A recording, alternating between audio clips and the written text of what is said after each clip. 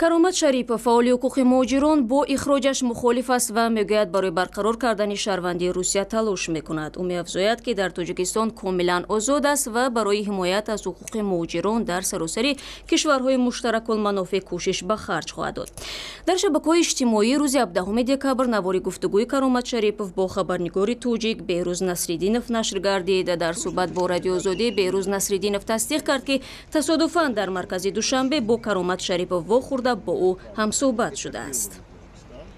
نه سلامتیشون خوب بود در وقتی مصاحبه ما همشون راستی لحظه‌ای که همون وقتی کارامات دیدم من در شماره اینترنتی بسیار خبر پیدا شده بود در مورد اونی که کارامات شریف تیمور هستن. همین سوال هم دادم که سلامتیشون چطور. بعد نه در صحبت هم نیز گفتن که سلامتیشون خوب است.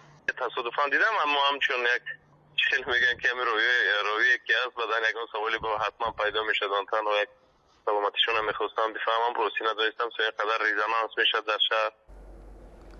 ихроҷи Каромат Шарипов рӯзи 12 декабр дар пай қарори додгоҳи вилояти Москав имконпазир шуд. Ин додгоҳ қарори қаблии суди Либерскии шаҳри Москавро ҷонибдорӣ кард ва Шариповро ба нақзи муқаррароти будубош муттаҳам намуда ихроҷашро қонунӣ донист.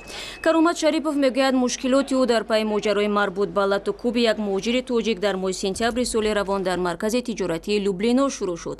Додситонии ин минтақа ӯро дар ташкили эътирозҳои даҳҳо муҳоҷир ва борои ғайриқонунӣ соҳиб шудан ба шаҳрвандӣ айбдор کرد.